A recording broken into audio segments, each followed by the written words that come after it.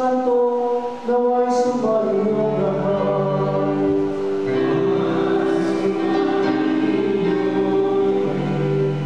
Magandang umaga po sa inyong lahat.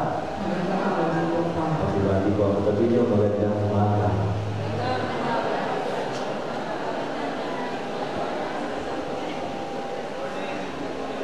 Pinasisimulan natin ang unang araw ng Oktubre sa ating pangarapin na makapaglingkod sa ating bayan at sa patuloy na pagsumikap na ilagay sa perspektibo ng Panginoon sa ating paglingkod. And tayo rin natin sumayalan sa inspirasyon ni San Teresita ng Batang si Jesus, si Elizabeth Child Jesus, na ngayon pinagdiriwang ang kanyang kapistahan na nagpapaalala sa atin ang kanyang dakilang bukasyon, ang bukasyon sa pag-ibig.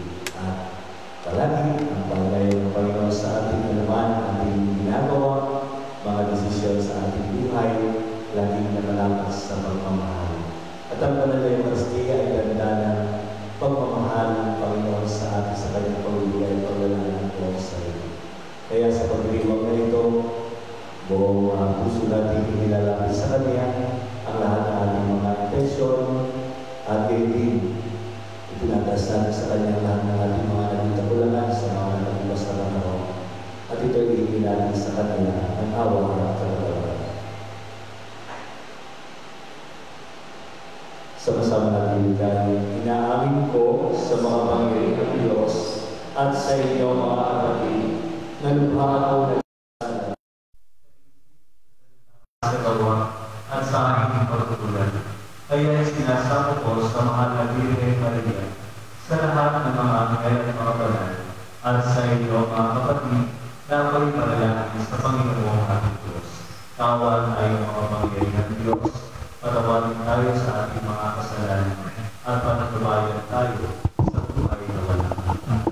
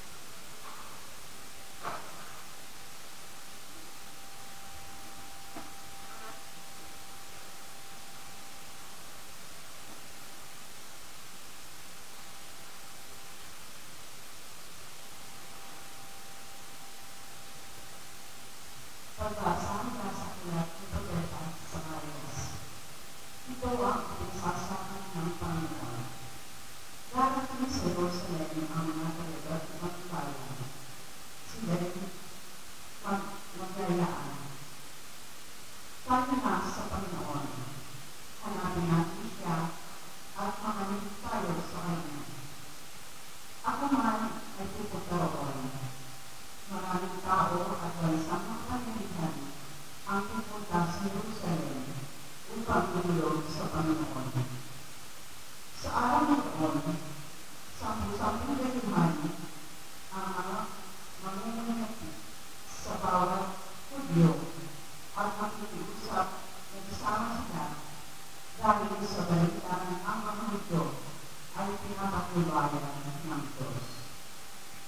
ang salita ng Diyos.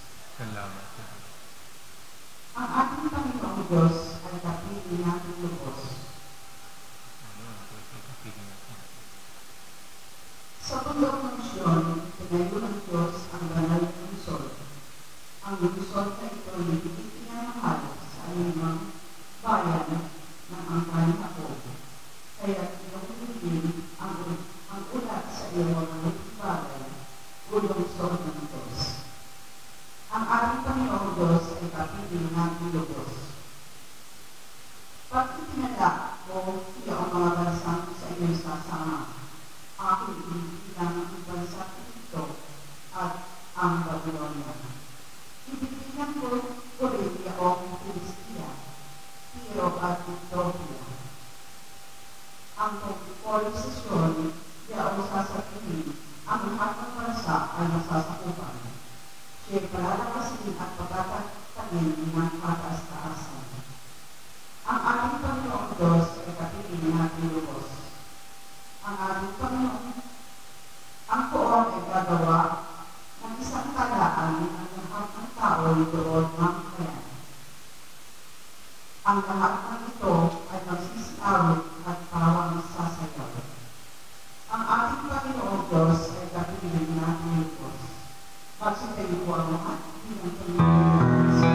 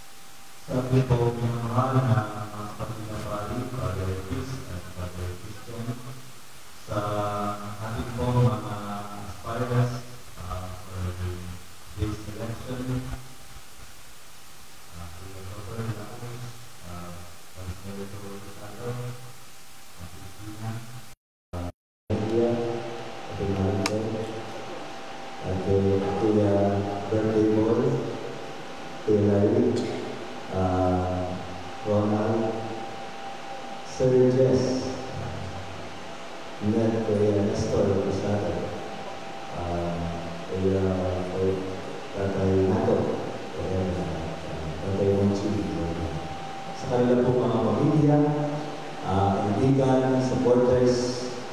Magandang umaga po muli sa inyong lahat. Parang nagtatagpo ang ating ginagawang celebration sa ating mga pagbasa sa liturhiya sa araw na ito. It talks about service to the people. Narinig natin sa ating Ebanghelyo kung saan ang Panginoon ay papunta na sa Jerusalem para sa kanyang natatayang siya na tumuloy siya sa Samaria. Pero may mga tao ayaw umanggap sa kanya. At ang tingin ng mga apostol, sila yung mga kalaban. At ang sabi nga ni Santiago at ni Juan, mga alagad ng ating Panginoon, what do you want us to do for them?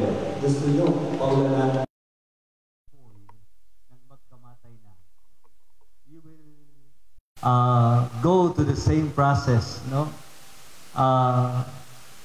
Hindi lang kayo ang lalaban, magkakaroon kayo ng kalaban. Hindi lang kayo ang merong intention, magkakaroon din sila ng kanilang intention. Kaya nga, may tunggalian pagdating sa eleksyon, kalaban sa politika. Pero, nais ko kayong paalalahanan, ito'y sa politika lamang, pero hindi kaaway. No? At sana'y hindi ito mag-create ng division, samaan ng loob sa politika, o anumang ill feelings to one another. No? Magkaiba man ang paniniwala, ay meron tayong isang layunin para paglingkuran at paunlarin ang ating bayan. Sa inyo, pag ganitong eleksyon, yung magkaibigan naghahiwalay muna. Yung magkapamilya, minsan magkapinsan o magkapatid, may sarili sila, magkaiba sila ng paninindigan. At dapat nating unawain ang bawat isa. No? Huwag kayong magtatampo kung yung inyong kaibigan o kapamilya nasa kabilang partido. It is their right and they have their own motive and their own dream. Kaya nga, ito yung aking unang nais i-remind sa atin para ang ating eleksyon ay maging mapayapa at mas makabuluhan. What do you want us to do for them? St. John asked Jesus, paulanan po natin ang apoy para magkaubos na silang lahat. I think, hindi para magapi ang ating kalaban, kundi ang pinakamagandang gawin natin sa sandaling ito, at ito hindi lamang paalaala natin sa mga kandidato, kundi sa ating mga supporters. No?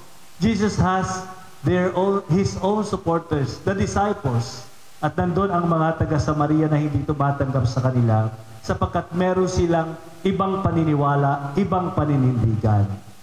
But now, we have to focus on our main agenda, or on our goal, on our vision, dream, the reason why you come here today and file your candidacy as mayor, as vice mayor, as councilors. Bakit ka naririto? Bakit mo iniwan ang trabaho mo, Sir Jess? Dito Sir Jess no? Alam natin si Sir Jess ay maganda ang trabaho sa ating rural health, no? Pero iniwan niya. Bakit nga ba? And I also asked him na bago pa siya tumakbo, bakit nga ba ikaw ay maalis pa dyan? No? At sinabi naman niya ang kanyang dahilan at hindi ko na siya kailangang pigilan. No? Bakit mo iniwan ang tahimik mong buhay at papasok ka sa isang malaking responsibilidad? I say it again, tahimik na buhay. Dahil maya-maya, sa pagkandidato natin, mauukikil, mahuhukay kung anong meron tayo. Kahit yung hindi lamang magaganda, kundi pati kahit yung mga medyo hindi kagandahan ay lalabas para sa atin. Tahimik ang buhay natin, pagpasok natin sa politika, medyo hindi katahimikan. Pag tayo nasa paglilingkod na lagi tayong may abala sa buhay natin. Bakit ka magpupuyat at magpapagod just to reach out every voters sa kasulok-sulukang barangay na mamaya kailangan mong magpainom, magpaparty, magpaliga, magbigay just to convince them, gagastos ka. Pwede namang hindi at hindi mabawasan ang pinag-ipunan mo ng mahabang panahon. Bakit nga ba? And we have to answer it right. We have to have a good and clear motive why we are doing this.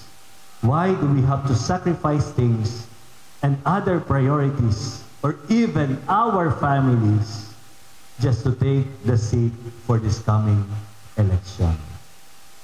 We have to focus not on others but to our own good motive and dream and present our platforms. Ang pangarap natin para sa tao, ang pangarap natin para sa bayan. Alam nyo, kasabay nito ay malapit na rin ang eleksyon sa Amerika. At ako'y natutuwa na manood ng mga debates, kung paano nila ipinipresent yung mga platforms para sa United States. At maganda doon, dalawang partido lamang, Democratic and Republican. Dito sa atin, parang Amerika din, dalawang partido rin lamang yata.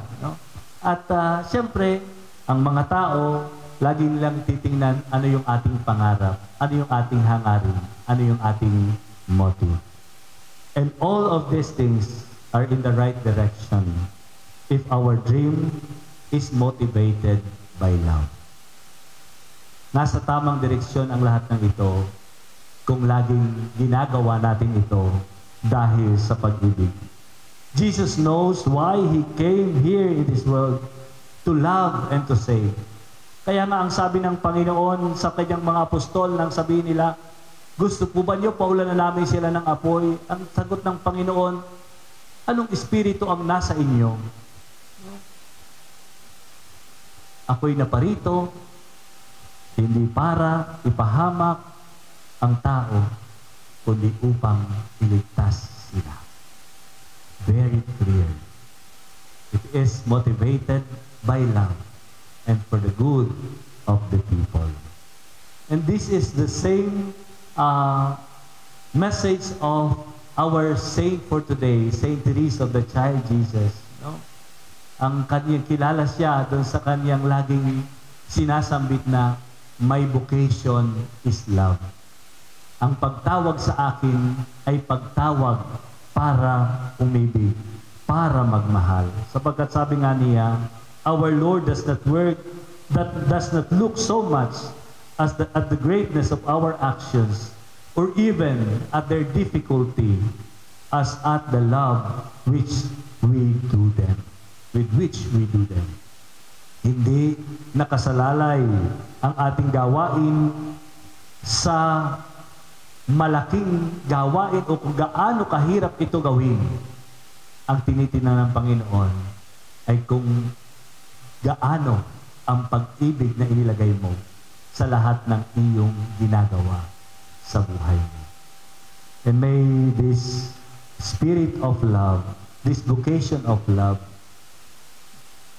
fill the hearts of our candidates. What matters in life is not great deeds, but great love. Siyempre, alam naman po ninyo, kaming mga nasa simbahan, we are to motivate. Our work is to motivate and to guide our people para sila'y makapamili ng wasto. At sana'y panalangin natin na ang ating mga gawain at lahat ng mga activities sa buong mga panahon ng ito ng halalan ay mapuspos ng biyaya ng Panginoon at maging mapayapa ang ating eleksyon.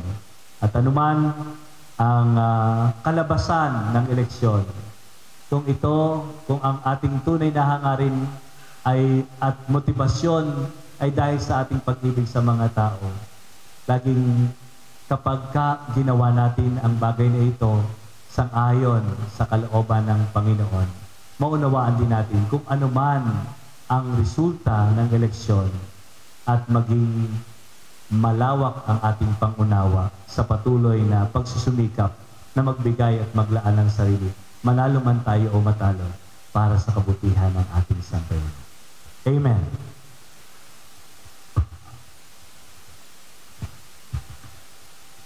Magsitayo po. Mapagpaumanhin ang Diyos at alam niya ang ating mga pagdurusa. Manalangin tayo sa Kanya upang tulungan niya tayo sa ating pagbabalik, loob at pagpapanibagong buhay. Ang itutugon natin sa bawat panalangin, Panginoon, dinggin mo ang aming panalangin. Panginoon, dinggin mo ang aming panalangin.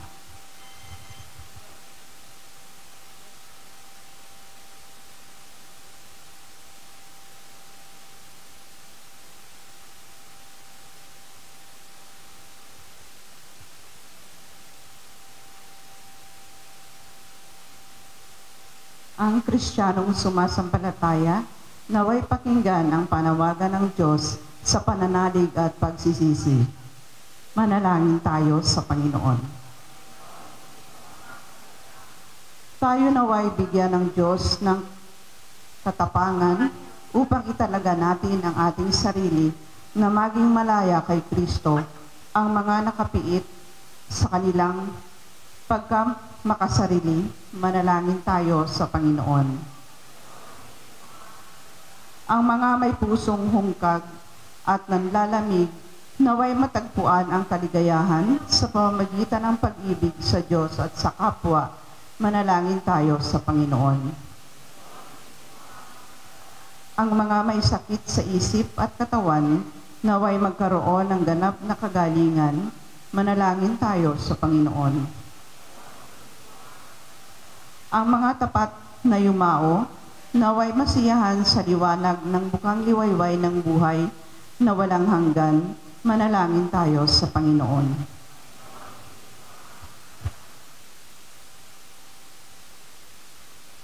Dalangin natin ang ating mga kapatid na tatakbo ngayong halalan upang patuloy silang mamuhay sa biyaya ng Diyos at gabayan sa kanilang magandang hangarin para sa simbahan, para sa bayan, para sa ating sambayanan. Manalangin tayo sa Panginoon.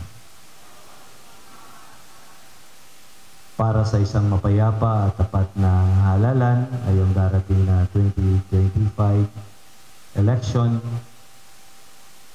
manalangin tayo sa Panginoon.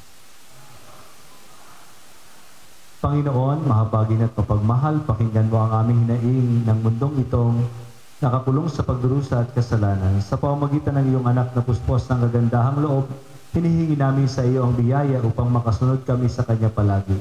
Hinihiling namin ito sa pamamagitan ni Kristong aming Panginoon, magpasawalang hanggan. Magsiupo po ang lahat, umawi tayo ng awit sa pag-aaral.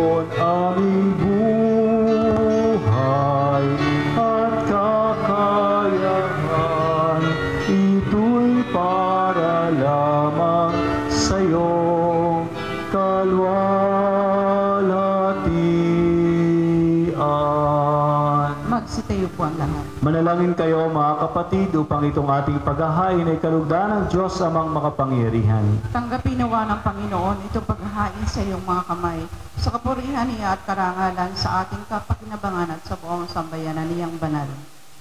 Ama naming lumikha, sa pagpaparangal kay Santa Teresita, ikaw ay aming dinadakila at pakundangan sa kapakumbabaan niyang iyong ikinatuwa. Ang ginaganap naming paglilingkod ay kalugdan mo nawa sa pamamagitan ni Jesucristo kasama ng Espiritu Santo magpasawalang hanggan. Amen. Sumainyo ang Panginoon. At sumainyo rin. Itaas sa Diyos ang inyong puso at diwa. Itinasa namin sa Panginoon. Pasalamatan natin ang Panginoong ating Diyos. Marapat na siya ay pasalamatan. Ama naming makapangyarihan, tunay ngang marapat na ikaw ay aming pasalamatan. Ang pagpaparangal sa iyong kabutihay, lagi mong pinaalingaw-ngaw sa iyong sambayanan. Sa pagkakaroon ng mga kaalib na maaasahan at tapat tulad mo sa pananagutan, upang magbunga ang punyagi ng iyong anak, na sa iyong pag-ibig kami makatulad. Ang mga banal na tao ay tumutulong sa lahat sa pagbibigay halimbawa at pananalangin wagas. Kaya kaysa ng mga anghel na nagsisiawit ng papuri sa iyo ng walang humpay sa kalangitan, kami nagbubunyi sa iyong kadakilaan.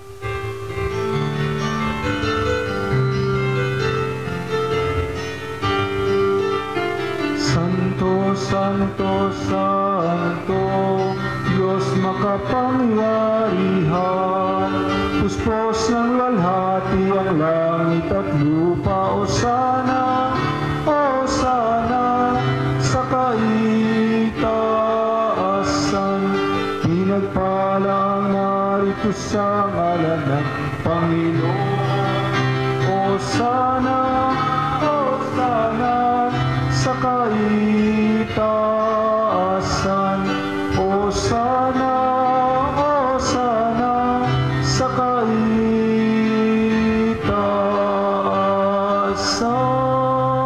Magsiluhod po ang lahat. Sa lahat ng hindi makaluluhod, manatili po tayong nakatayo ng may paggalang habang isinasagawa ang konsagrasyon.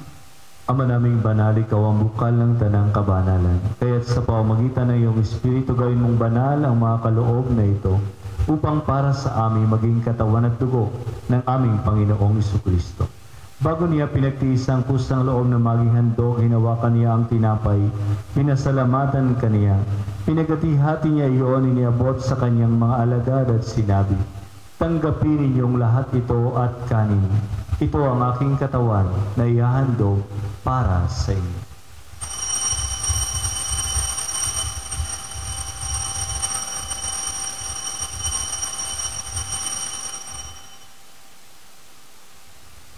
Gayun din naman noong matapos ang hapunan, hinawakan niya ang kalis, muli kanyang pinasalamatan.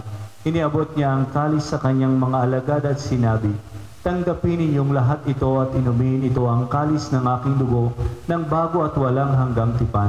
Ang aking dugo ay bubuhos para sa inyo at para sa lahat, sa ikapagpapatawad ng mga kasalanan. Gawin ninyo ito sa pag-alaala sa akin."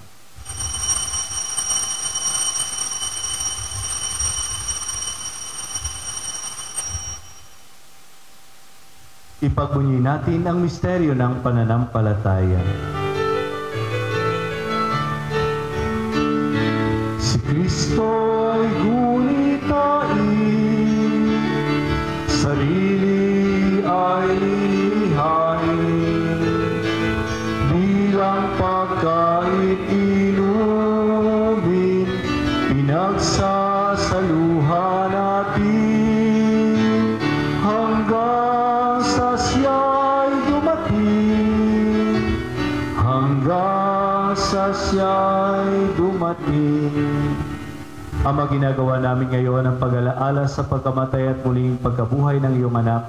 Kaya tiniaalay namin sa iyo ang tinapay na nagbibigay buhay at ang kalis na nagkakaloob ng kaligtasan. Kami po ay nagpapasalamat dahil kami iyong minarapat na tumayo sa harap mo para maglingkod sa iyo. Isinasamo namin kami magsasalo-salo sa katawan at dugo ni Kristo ay mabuklod sa pagkakaisa sa pamamagitan ng Espiritu Santo. Ama, lingapin mo ang iyong simbahang laganap sa buong daigdig. Puspusin mo kami sa pag-ibig kay San Francisco na aming Papa, ni Marcelino Antonio na aming Obispo at ng Tanang Kaparian. Alalahanin mo rin ang mga kapatid naming nahimlay na may pag-asang sila'y muling mabubuhay, gayon din ang lahat ng mga pumanaw.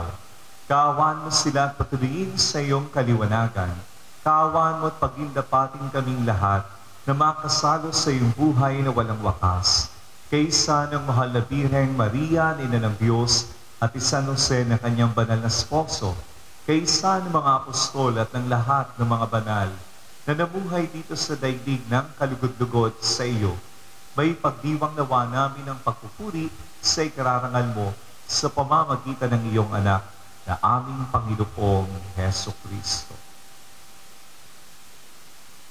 Sa pamamagitan ni Kristo, kasama niya at sa Kaniya, ang lahat ng parangal at papuri ay sa iyo, Diyos Amang makapangyarihan, kasama ng Espiritu Santo, magpasawalang hanggan.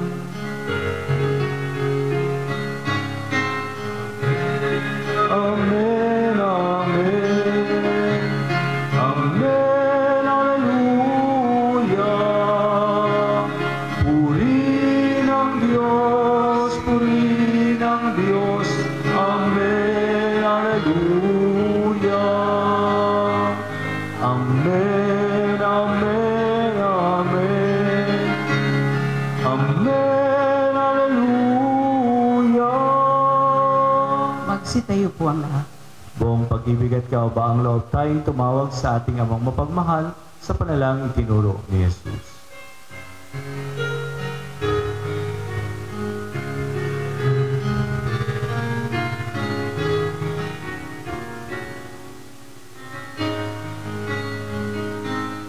Ama namin, sumasalangit ka, sambahin ang ngalan mo, mapasa amin ang kaharian mo, sundin ang loob mo, dito sa lupa para ng sa langit. Bigyan mo po kami ngayon na aming kakanin sa araw-araw at patawarin mo kami sa aming mga sala, para ng pagpapatawad namin sa nagkakasala sa amin.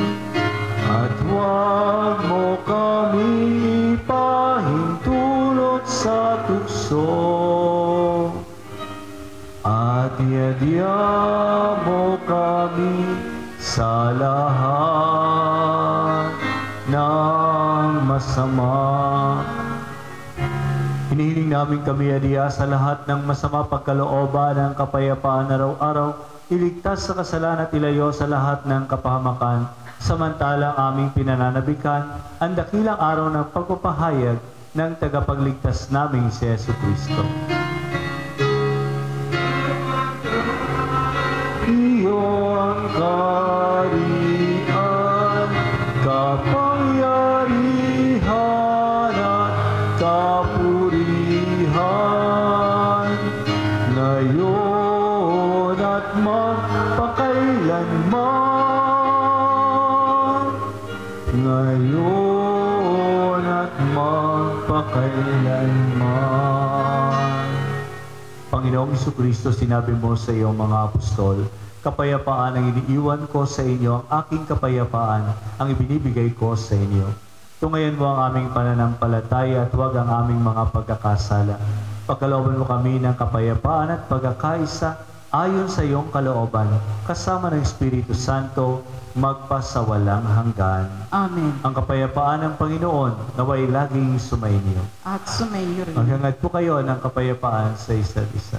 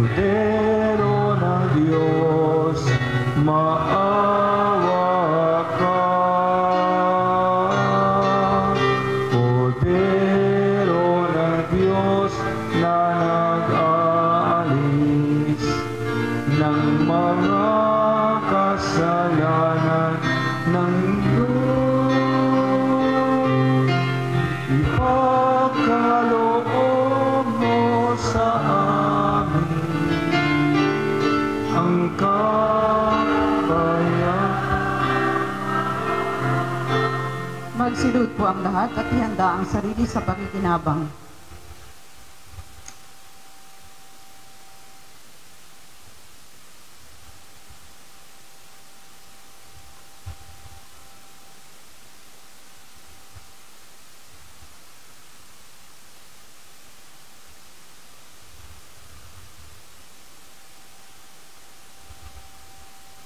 Minamahal na mga kapatid, ito ang ating Panginoong Hesus na nag-alay ng kanyang sarili dahilan sa kanyang pagmamahal sa atin. Siya ang kordero ng Diyos na nag-aalis ng mga kasalanan ng sanlibutan. Mapapalad tayong inaanyayahan sa kanyang piging. Panginoon, hindi ako rapat-dapat na magpatuloy sa iyo. Ngunit sa isang salita mo lamang ay gagaling na ako.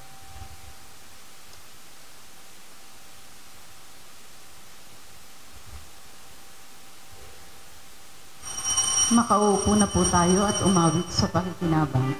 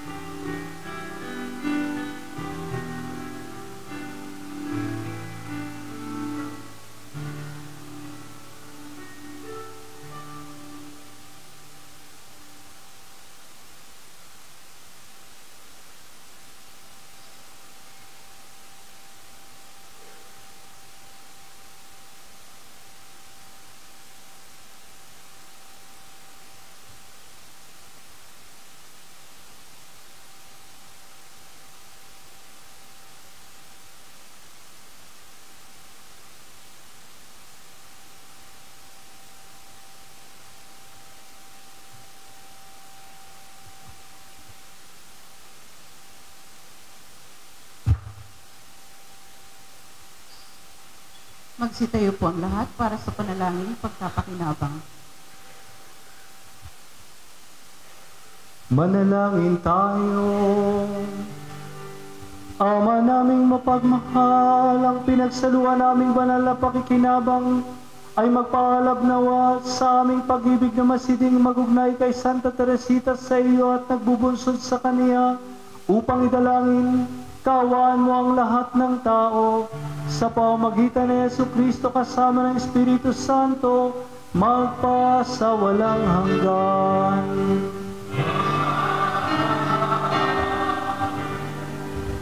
Magsiupo po sandali ang lahat.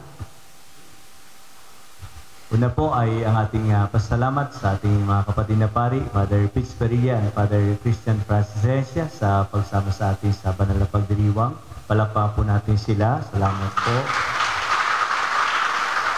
At salamat din po sa presensya ng ating butihing Congressman, si Congressman Lord Alan Velasco. Thank you po. Palakpakan po natin. At salamat din po sa inyo pong grupo na pinasimulan ang inyong hangarin sa paghingi ng tulong at grasya ng Panginoong Diyos. Ano? Sabi ni Santa Teresita rin, ay everything is grace. Ang lahat ay biyaya. At maasa tayo sa mga biyaya ng Diyos na ipagkakaloob sa atin at patuloy na paghangad ng isang mabuting hangarin para sa ating bayan. Sa lahat po ng ating mga kandidato, sa anumang partido kayo pinabibilangan, kasama po ninyo ang ating simbahan sa isang magandang hangarin at siyempre sa patuloy na pag-unlad ng ating bayan at ng ating lalawigan. At kami ay nananalangin para sa inyong lahat at lalo tigit, ipanalangin din natin ang ating mga kandidato upang patuloy na laging mamayani ay hindi ang pangsariling hangarin, kundi ang hangarin para sa tunay na paglilingkod at pagmamahal sa bayan. At tayo din naman ay di patuloy na ma-maintain natin yung sacredness at cleanliness and then yung peaceful election dito po sa ating bayan. Ano? So, ito namang bayan natin ay kilala din sa napakapayapa ang election din palagi. And let us maintain that good disposition, especially during this campaign period and election time. So, magsitayo na po ang lahat. Sumainyo ang Panginoon At sumaiyo rin. Gawaran nawa kayo ng pagpapala ng maawaing Diyos upang lagi ninyong mapahalagahan ang kanyang karunungang nagdudulot ng kaligtasang walang hanggan. Amen. Gawaran nawa ng katatagan ng Diyos ang inyong pananampalataya na nasasalig sa kanyang pagmamahal upang mabalagi kayong nagsisikap gumawa ng kabutihan sa ngalan ng pag-ibig ngayon at magpasawalang hanggan. Amen. Patnubayan nawa ng Diyos ang inyong paglakad na hantong sa Kaniya at lahat ng inyong magagandang layunin at mithiin para sa ating bayan upang inyong taluntunin ang landas ng pag-ibig at kapayapaang walang hanggan. Amen. Amen. At patnubayan kayo ng dakilang Diyos, Ama at Anak at Espiritu Santo. Amen. Tapos na ang ating pagdiriwang, humayo kayong mapayapa. Salamat sa Diyos.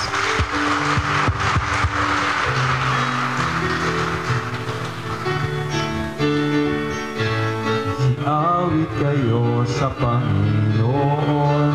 Hallelujah. Magsiawit sa Panginoon. Purihin, purihin ang Kaniyang pangalan. Ipahayag, ipahayag ang dulot niyang kaligtasan. Magsiawit kayo sa Panginoon. Alleluia. Magsiawit, magsiawit, magsiawit sa Panginoon, sa Panginoon. Awitan muna natin ang happy birthday si Consial Larry.